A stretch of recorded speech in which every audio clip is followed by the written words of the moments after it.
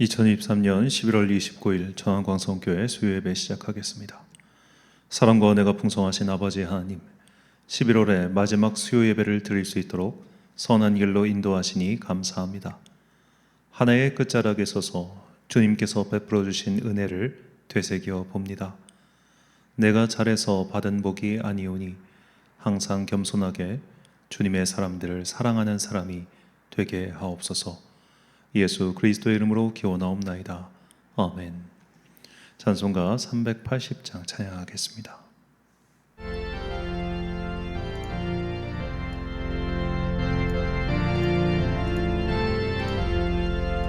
나의 생명 되신 주님 앞에 나아갑니다.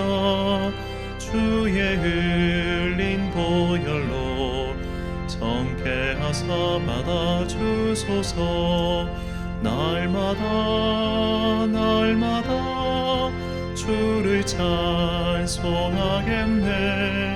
주의 사랑 줄로서 나를 굳게 잡아매소서.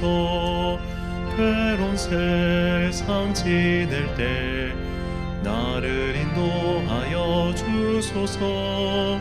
주를 믿고 나가며 나의 길을 잃지 않겠네. 날마다 주를 찬송하겠네. 방줄로서 나를 굳게 잡아매소서. 세상 살아갈 때에 주를 더욱 사랑합니다. 밝고 빛난 천국에 나의 영혼 들어가겠네. 날마다 주를 찬송하겠네. 주의 사랑 줄로서 나를 굳게 잡아매소서.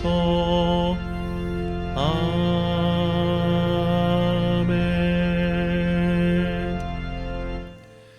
예배를 위하여 기도하겠습니다. 사랑과 은혜가 풍성하신 아버지 하나님, 우리에게 예배드릴 수 있는 자유와 은혜 베풀어 주시니 참으로 감사합니다. 지금도 누군가는 예배를 간절히 사모하고 있지만 자신의 상황이 안 되어 혹은 예배의 자유가 없는 나라에서 태어나 이 예배의 은혜를 누리지 못하고 있습니다. 주님께서 불쌍한 그들을 돌봐주셔서 그들의 나라 가운데도 복음이 주는 은혜와 자유가 넘치게 하여 주옵소서.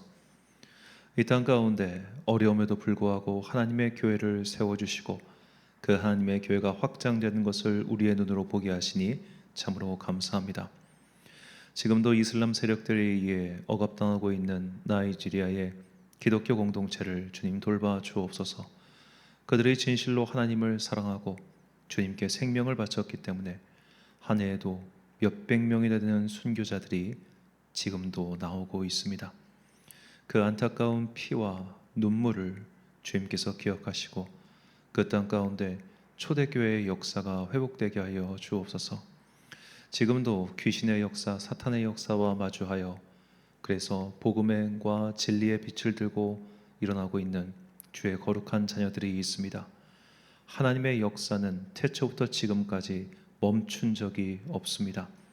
우리가 이 믿음을 가지고 지금 현재 나의 삶 속에서 하나님의 길을 끝까지 잘 실천해 나가는 거룩한 주의 자녀 되게 하여 주옵소서. 한국교회의 많은 섬김이들과 봉사자들에게 힘을 내려 주옵소서. 이미 대세가 기울었음을 모두가 알고 있음에도 불구하고 하나님의 은총과 자비를 구하며 그럼에도 불구하고 거룩하게 구별된 요시아와 같은 자들이 참 많습니다. 주님께서 그들을 불쌍히 여기셔서 또한 우리를 불쌍히 여기셔서 그들의 사역 가운데 열매가 맺히게 하여 주옵시고 눈물을 흘리며 씨를 뿌리는 자들이 반드시 거둔다는 것을 믿고 다음 세대의 부흥과 다음 세대의 회복을 꿈꾸며 우리가 최선을 다하여 현재에 충실하게 하여 주옵소서. 비록 우리가 살아있는 날 동안에 그 열매를 취하지 못한다 할지라도 하나님 나라의 종국적인 승리를 믿사오니 그 승리를 믿고 오늘 나의 삶에서 일부 후퇴하는 것을 두려워하지 않는 주의 용사들 되게 하여 주옵소서. 벌써 11월의 마지막 수요일입니다. 이제 한 달밖에 남지 않은 2023년, 이 한 해를 갈무리하며 주님께서 나에게 무엇을 바라시는지, 또 나는 이 한 해 동안 얼마나 주님께 충성하였는지를 되돌아보며 다시 한번 2024년을 주님과 더불어 동행하는 해로 삼을 수 있도록 우리의 마음을 굳건히 붙잡아 주옵소서. 험한 세상 살아가는 동안 우리에게 필요한 진리의 나침판을 주시기를 간절히 소망합니다. 성경을 배우고 익히는 동안 이 성경 속에 감추어져 있는 하나님의 뜻을 깨닫게 하시고 그 뜻에 순종하며 그 뜻 앞에 엎드리며 그 뜻을 겸손히 따라가는 주의 자녀들 되게 하여 주옵소서. 이제 주님의 말씀을 듣습니다. 이 말씀이 험한 세상 살아가는 우리에게 진리의 등대가 되기를 간절히 소망하오며 이 모든 말씀 우리 구주 예수 그리스도의 이름으로 기도드립니다. 아멘. 오늘 우리에게 주신 한이의 말씀 욥기 4장 3절부터 9절까지 말씀입니다. 욥기 4장 3절부터 9절까지의 말씀. 이제 봉독하겠습니다. 하나님의 말씀 경청하십시오. 보라, 전에 내가 여러 사람을 훈계하였고 손이 늘어진 자를 강하게 하였고 넘어지는 자를 말로 붙들어 주었고 무릎이 약한 자를 강하게 하였거늘 이제 이 일이 내게 이름에 내가 힘들어하고 이 일이 내게 닥침에 내가 놀라는구나. 내 경외함이 내 자랑이 아니냐, 내 소망이 내 온전한 길이 아니냐. 생각하여 보라. 죄 없이 망한 자가 누구인가? 정직한 자의 끊어짐이 어디 있는가?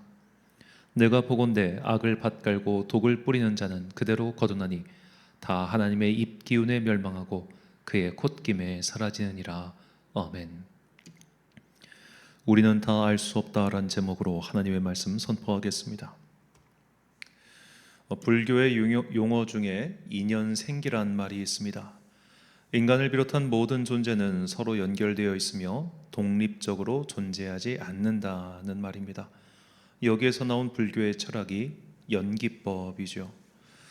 어렵게 생각하면 한없이 어렵지만 또 단순하게 생각하면 아주 단순합니다. 우리가 경제라고 하는 하나의 카테고리만 보더라도 세계 경제가 다 연결되어 있지 않습니까? 예를 들어 최근에 물가 상승을 견인하는 이유 중 하나는 우유값의 상승입니다. 우유값이 상승하니까 우유를 바탕으로 만들어지는 여러 가지 유제품들이 다 가격이 오르는 것이죠. 또한 이제 작년부터 시작됐죠. 작년부터 시작한 러시아와 우크라이나 사이의 전쟁 때문에 세계의 밀값이 폭등했습니다. 왜냐하면 우크라이나가 세계 최대의 유럽의 밀 생산 국가이기 때문이죠. 밀 생산량이 감소하니까 밀값이 오르고 그에 따라서 우리의 밥상 가격도 올라가는 것. 이런 식으로 세계는 다 연결되어 있습니다. 문제는 우리가 지나간 일들은 파악이 가능한데 현재 일어나는 여러 가지 일들에 대해서는 파악이 불가능할 정도로 복잡하다는 것이죠. 그러니까 이 연기설처럼 그래 모든 게 다 연결되어 있어. 여기까지는 좋은데 뭐가 어떻게 연결되어 있는지는 우리가 다 파악이 안 된다는 겁니다. 그래서 우리는 지금 나에게 일어나는 일의 모든 인과관계를 다 알 수가 없습니다. 아주 단순한 예만 들자면 우리는 그 코로나19가 중국에서 발생한 것으로 알고 있죠. 그런데 이 비슷한 시기에 이탈리아에서도 비슷한 질병이 발병된 게 있지 않습니까? 그러니까 이게 연원을 따지고 추적해 봐도 정확하게 어떻게 해서 이 질병이 나왔고 어떻게 퍼져갔으며 이 일의 결과가 어떻게 되는지를 우리는 이 현재에 있다 보니까 아직은 다 모르는 거예요. 조금 더 시간이 흘러가 봐야 알 수 있는 것처럼 오늘 우리의 인생에서 일어나는 행복과 불행이 도대체 무엇과 얽혀서 이렇게 되었는지 우리는 알 수 없다는 겁니다. 우리는 예를 들어 대한민국에서 태어나서 살아간다는 것 이유 하나만으로 중국에서 발생하는 미세먼지를 먹고 있습니다. 그 미세먼지가 우리의 폐 속에 쌓여가지고 여러 가지 악한 작용들을 나타내죠. 그런데 그것만이겠습니까? 여러 가지 또 다른 이유가 있을 거 아니에요. 그러다 보니까 예를 들어 제가 폐병에 걸렸다고 칩시다. 그러면 이 폐병의 원인이 뭐예요? 알 수가 없는 겁니다. 예전에 아마 제가 알기로 어느 스님이었던 걸 알고 있는데, 이 스님이 건강이 안 좋아서 병원 가서 엑스레이를 찍어 보니까 온몸에 다 암이 퍼져 있는 거예요.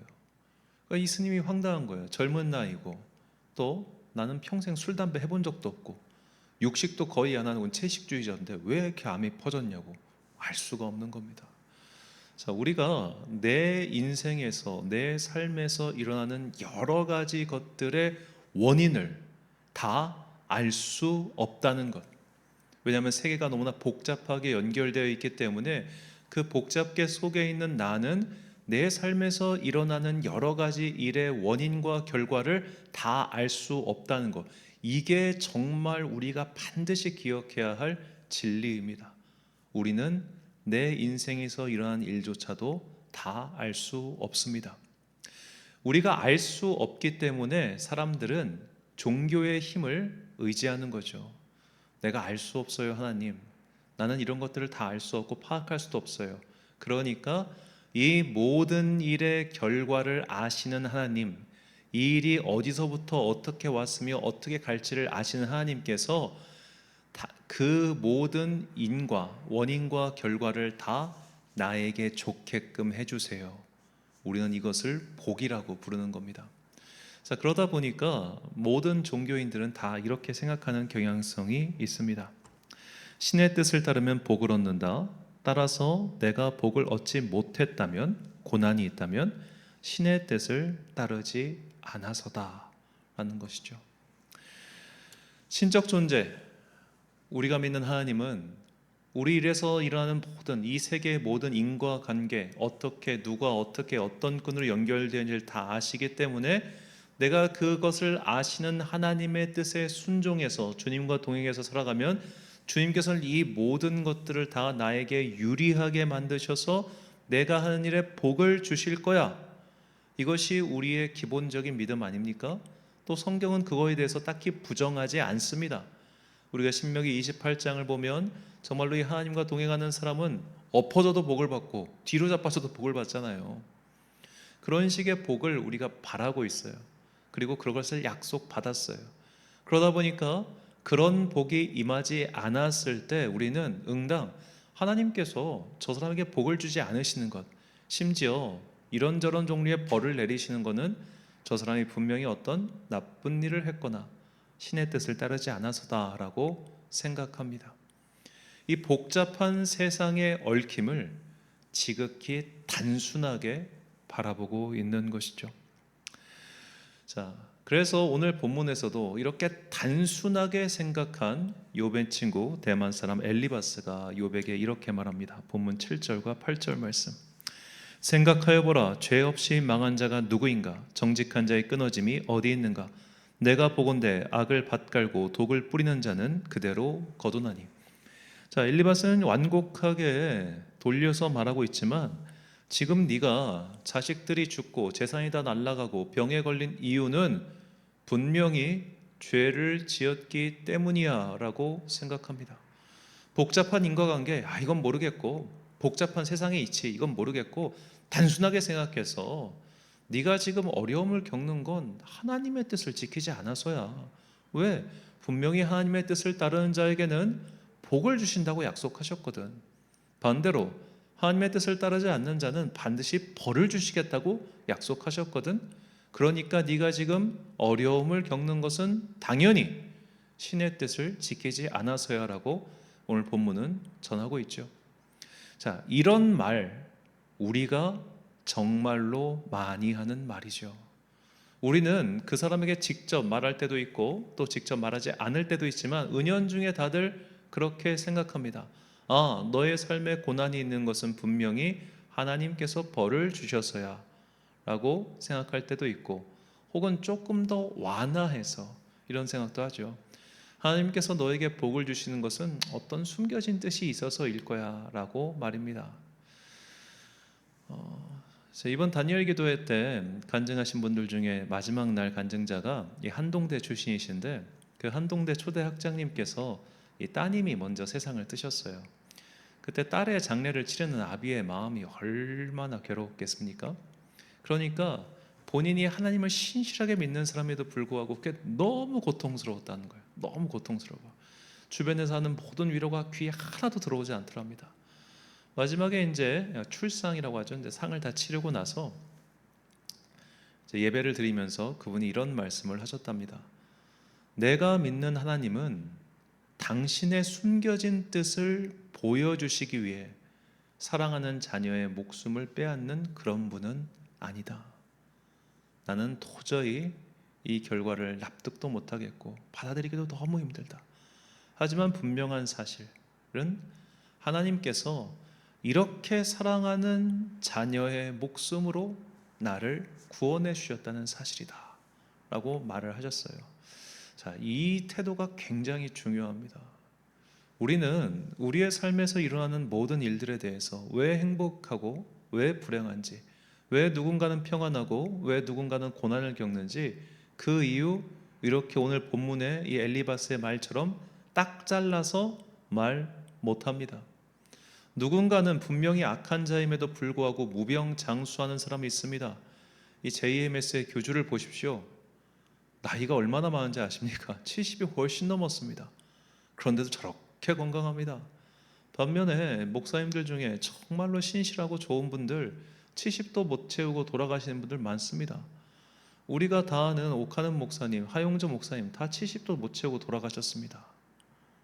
왜 그렇겠습니까? 그분들이 악을 저질러서입니까? 아닙니다.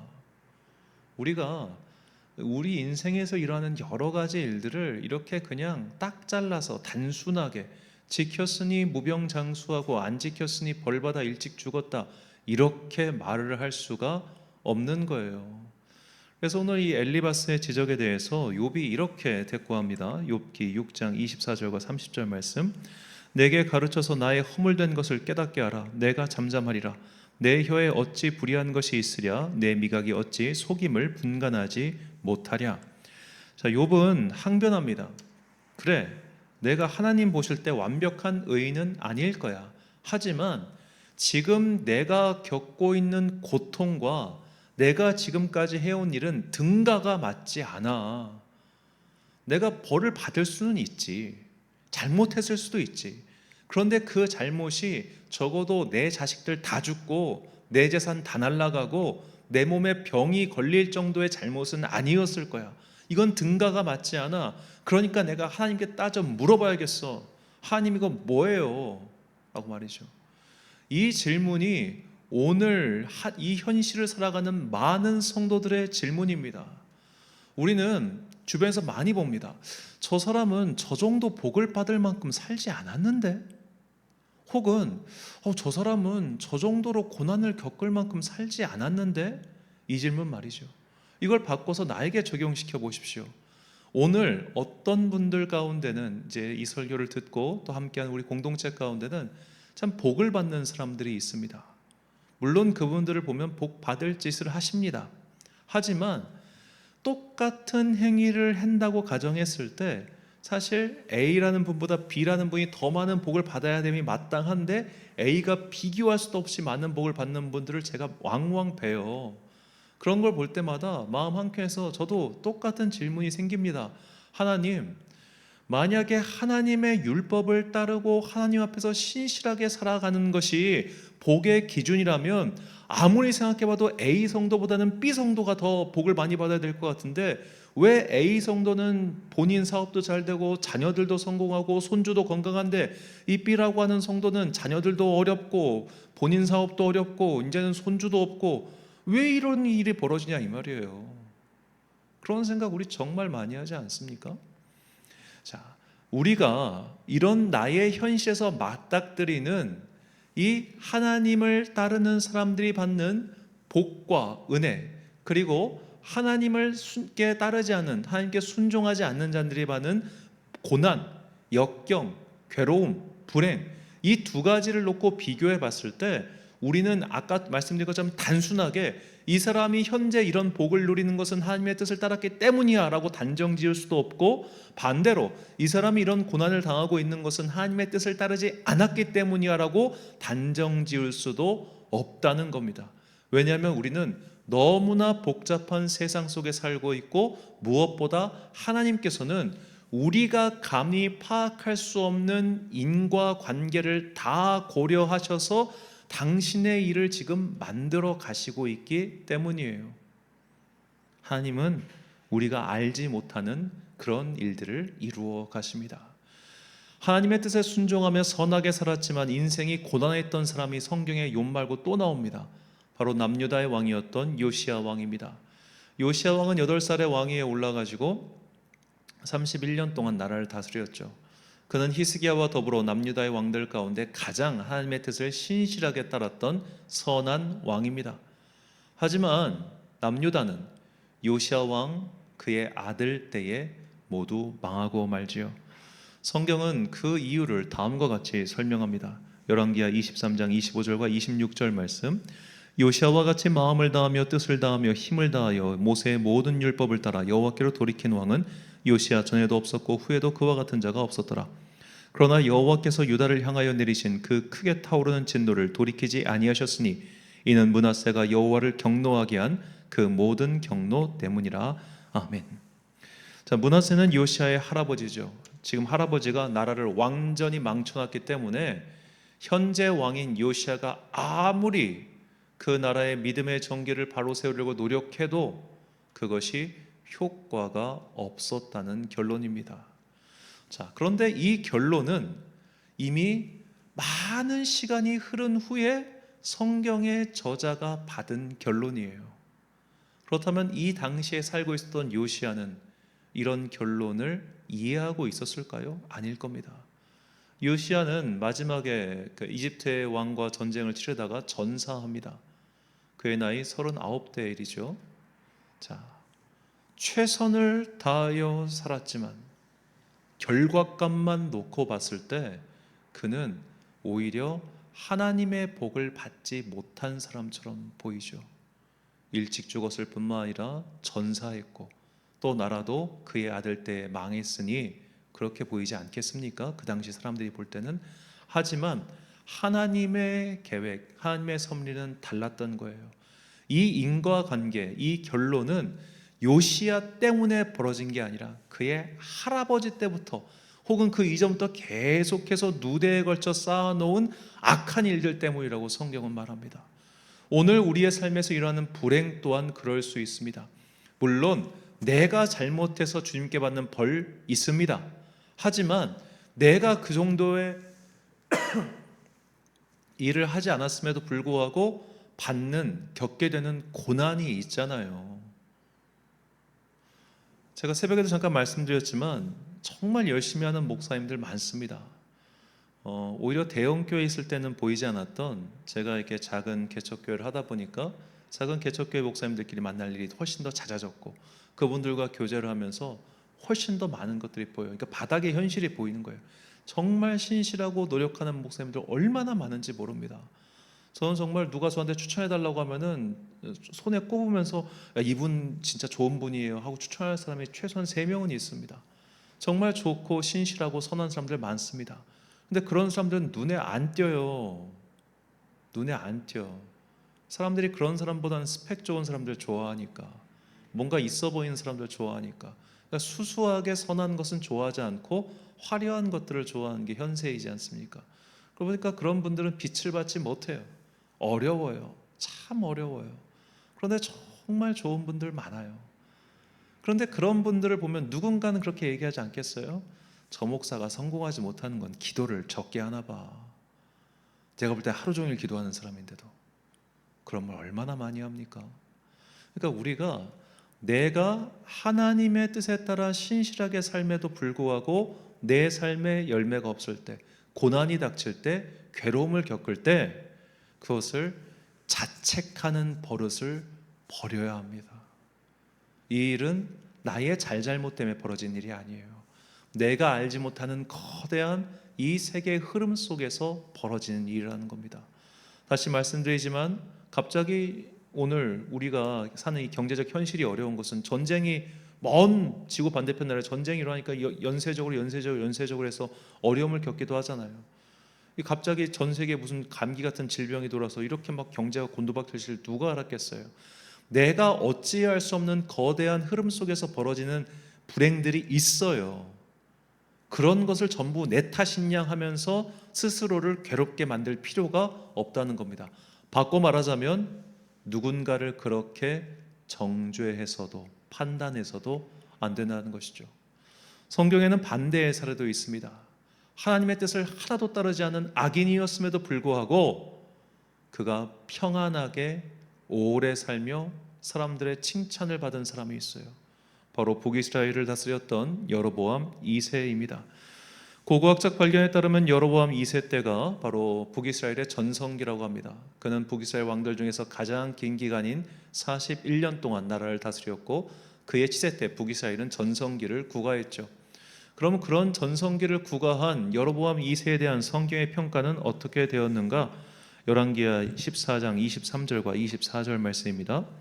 유다의 왕 요아스의 아들 아마사 제15년에 이스라엘 왕 요아스의 아들 여로보암이 사마리아에서 왕이 되어 41년간 다스렸으며 여호와 보시기에 악을 행하여 이스라엘에게 범죄하게 한 느밧의 아들 여로보암의 모든 죄에서 떠나지 아니하였더라. 자, 여호와 보시기에 악을 행했고 모든 죄에서 떠나지도 않았는데 나라는 부강하고 그는 잘 다스렸고 평안하게 죽었습니다. 이게 뭐지? 라는 생각을 다른 사람들은 안 했을까요? 성경의 기자들도, 그리고 아마 당대의 많은 사람들도 저 사람은 하나님도 믿지 않는데, 심지어 적극적으로 악을 행하는데 그런데도 왜 잘 되지? 왜 성공하지? 그런 질문이 당연히 떠오를 테니 그에 대해서 열왕기의 기자는 이렇게 이유를 설명하죠. 14장 26절 27절 이는 여호와께서 이스라엘의 고난이 심하여 매인자도 없고 노인자도 없고 이스라엘을 도울 자도 없음을 보셨고 여호와께서 또 이스라엘의 이름을 천하에서 없이 하겠다고도 아니하셨으므로 요아스의 아들 여로보암의 손으로 구원하심이었더라. 아멘. 자, 요아스의 아들 여로보암 2세의 손으로 북이스라엘을 구원하게 하신 하나님, 바꿔 말하면 하나님께서는 지금 악인의 손으로 그 나라를 구원하신 거예요. 악인의 손으로.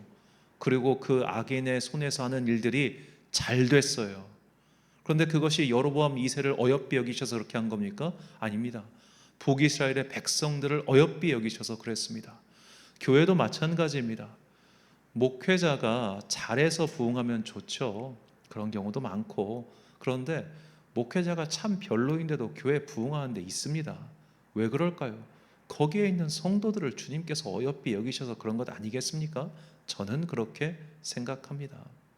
그래서 무언가 일이 잘 됐을 때 그 영광을 나에게 돌리면 그거 굉장히 교만한 겁니다. 내가 잘해서 지금 잘 된 게 아니잖아요. 주님께서는 내가 상상하지 못하는 어떤 사람의 기도, 내가 상상하지 못하는 어떤 사람의 간구, 그를 생각하셔서 전체에게 복을 주셨고 그 복의 여파가 나에게까지 온 것뿐이지 내가 무언가를 잘해서 이런 복이 나에게 온 게 아니라는 겁니다. 그래서 우리는 내가 겪고 있는 이 현재의 고난에 대해서 너무 자책할 필요도 없고 내가 지금 누리고 있는 이 현재의 복에 대해서 교만해서도 안 된다는 겁니다. 성경은 이것을 겸손이라고 표현하고 있어요. 겸손. 겸손은 내가 이 모든 것들, 현재 나에게서 일어나고 있는 여러 가지 사건, 행운과 불행과 평안과 불행에 대해서 이 원인 관계를 다 모르니까 이것이 서로 어떻게 연결되어서 이런 결과가 나오는지 우리는 알 수 없으니 그 모르는 것에 대해서 침묵하며 조용히 주님께 기도하는 사람이 되는 것, 이것이 바로 겸손이라는 겁니다. 하나님께서는 욥과 그의 친구들 앞에 나타나셔서 그렇게 반문하세요. 사실 이것은 둘 다를 모두 혼내시는 말씀입니다. 너희가 뭘 알아? 너희가 뭘 알아? 이 말씀을 반복하세요. 욥기 38장과 39장에 나온 말씀들입니다. 누가 그것의 도량법을 정하였는지 누가 그 줄을 그것 위에 띄었는지 내가 아느냐? 내가 하늘의 궤도를 아느냐? 하늘로 하여금 그 법칙을 땅에 베풀게 하였느냐? 산 염소가 새끼치는 때를 내가 아느냐? 암사슴이 새끼 낳는 것을 내가 본 적이 있느냐? 그것이 몇 달 만에 만삭되는지 아느냐? 그 낳을 때를 아느냐? 하나님께서 반복적으로 이런 질문을 욥과 그의 친구들에게 하신 이유가 무엇입니까? 너희는 아무것도 모르면서 왜 함부로 이야기하고 함부로 판단하고 그렇게 말을 하느냐? 그 이야기입니다. 이 하나님의 지엄하신 명령이 오늘 우리에게도 동일하게 적용되어야 합니다. 우리는 압니까? 우리는 모릅니다. 나에게서 일어나는 일들조차도 우리는 모릅니다. 그렇다면 남에게 일어나는 일들에 대해서는 더더욱 침묵해야 함이 마땅합니다. 그가 고난을 겪는 것은 그가 지은 죄 때문이 아닐 수 있습니다. 그가 평안을 누리는 것 또한 그가 뭔가를 잘해서가 아닐 수 있습니다. 반대로 나의 인생에서 일어난 일들 또한 마찬가지입니다. 그래서 우리는 전능하신 하나님 앞에서 겸손하는 법을 배워야 합니다. 전능하신 하나님 앞에서 겸손함이란 나는 이 세상에서 일어나는 일들이 어떻게 서로 연결되어서 현재의 결과로서 나타나는지 모르기 때문에, 그리고 하나님은 그것을 온전히 아시는 분이기 때문에 하나님과 나 사이에는 결코 넘을 수 없는 이 존재의 어마어마한 격차가 있다는 것을 인정하고 엎드리는 것, 그게 겸손이에요. 그리고 그런 사람이 바로 복 받는 상태에 있는 겁니다. 복을 받다, 예배드리다 라고 번역하는 히브리어 바라크의 의미 가운데는 엎드리다라는 뜻이 있습니다. 엎드린 사람, 즉 하나님과 나 사이에 이 넘을 수 없는 존재의 격차를 인정하고 엎드린 사람, 그 엎드림이 곧 예배이며 그 엎드린 상태가 이미 복받은 상태예요. 왜냐하면 전능하신 하나님과 동행할 수 있는 준비가 되어 있기 때문이죠. 그 준비가 되어 있는 사람은 현재 나의 삶에서 일어나고 있는 고난, 역경, 괴로움, 이런 것들 때문에 믿음까지 뿌리채 흔들리지는 않습니다. 왜냐하면 하나님의 섭리 가운데 이 고난이 어떻게 엮어갈지 모르기 때문이죠. 또한 하나님 앞에 겸손한 사람은 지금 내가 누리고 있는 행운과 축복에 대해서도 당연히 겸손합니다. 왜냐하면 이것 또한 내가 무언가를 잘해서 얻은 것이 아니기 때문이죠. 그래서 하나님께서는 이런 겸손한 자를 찾으시며 이런 겸손한 자와 함께 하신다고 이사야 선지자를 통해서 말씀하셨습니다. 이사야 57장 15절 말씀 같이 읽겠습니다. 지극히 존귀하며 영원히 거하시며 거룩하다 이름하는 이가 이와 같이 말씀하시되 내가 높고 거룩한 곳에 있으며 또한 통회하고 마음이 겸손한 자와 함께 있나니 이는 겸손한 자의 영을 소생시키며 통회하는 자의 마음을 소생시키려 함이라. 아멘. 사랑하는 천안 광성교회 성도 여러분, 그리고 이 예배를 함께 드리고 계신 귀한 주님의 자녀 여러분, 우리는 절대로 이 세상에서 일어나는 모든 일들을 파악할 수 없습니다. 심지어 나에게서 일어나는 일들조차도 다 알 수 없습니다. 그러므로 함부로 판단을 내리거나 결론을 내리지 마십시오. 내 인생에서 일어났거나 혹은 일어나고 있는 불행들은 내가 잘못 살아서 그런 게 아닐 수 있습니다. 반대로 내 인생에서 얻은 복과 은혜 또한 내가 남들보다 뭔가 잘해서 얻은 게 아닐 수 있습니다. 그래서 겸손해야 하며 그래서 함부로 이야기하면 안 되는 겁니다. 우리는 너무나 쉽게 내 생각에 따라 인과관계를 파악하고 그래서 사람을 평가하고 또는 심판하죠. 그가 잘해서 복을 받은 거라 생각하고 그가 못해서 벌을 받은 거라 결론 내립니다. 하지만 그렇지 않습니다. 최선을 다해도 안 될 때가 있고 대충 했지만 잘 될 때도 있습니다. 우리는 그 모든 일의 원인과 결과를 알 수 없습니다. 그래서 이 모든 인과관계를 만들어 가시는 하나님 앞에서 겸손해야 합니다. 하나님께서는 우리가 보지 못하는 모든 원인과 결과의 끈을 보시며 그것들을 사용하여 하나님의 일을 만들어 가시기 때문입니다. 하나님 앞에서 겸손하게 나의 언행 심사를 조심함으로 주님의 사랑을 더욱 받는 여러분과 제가 되시길 예수님의 이름으로 축원합니다. 기도하겠습니다.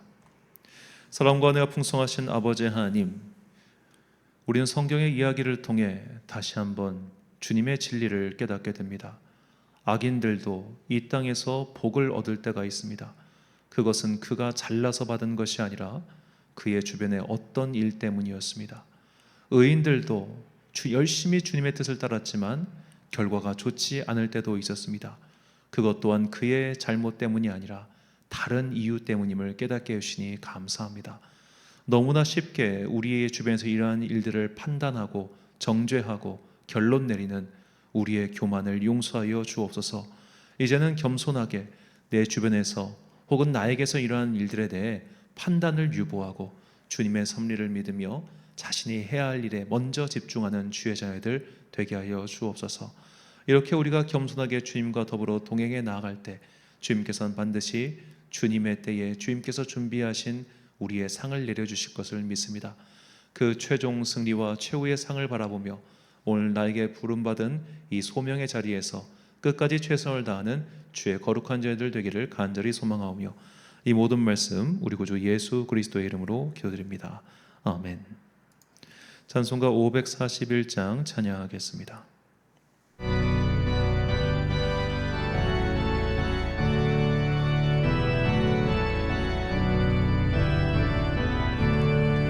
꽃이 피는 봄날에만 주의 사랑 있음인가 열매 맺는 가을에만 주의 은혜 있음인가 땀을 쏟는 여름에도 주의 사랑 여전하며 추운 겨울 줄일 때도 주의 위로 변함없네 솔로몬의 부귀보다 욥의 고난 더 귀하고 솔로몬의 지혜보다 욥의 인내 아름답다 이 세상의 부귀영화 마귀 유혹 손짓 하나 고생 중에 인내하며 최후 승리 이루리라 세상 권력 등에 업고 믿는 자를 핍박하는 어리석은 사람들아 회개하고 돌아오라 상의 힘 얼마가며 인간의 힘 얼마가나 하나님의 심판날에 견디지를 못하리라 바라보니 이 세상은 나그네 길 죽음의 길 피하라며 나의 갈 길 막지 말라 내게 맡긴 양을 위해 나의 결의 평화 위에 우리 주님 가신 길을 충성으로 따르리라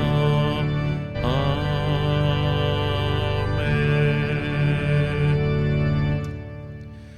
주기도 문하심으로 수요일 예배 마치겠습니다. 하늘에 계신 우리 아버지의 이름을 거룩하게 하시며 아버지의 나라가 오게 하시며 아버지의 뜻이 하늘에서와 같이 땅에서도 이루어지게 하소서. 오늘 우리에게 일용할 양식을 주시고 우리가 우리에게 잘못한 사람을 용서하여 준 것 같이 우리 죄를 용서하여 주시고 우리를 시험에 빠지지 않게 하시고 악에서 구하소서. 나라와 권능과 영광이 영원히 아버지의 것입니다. 아멘.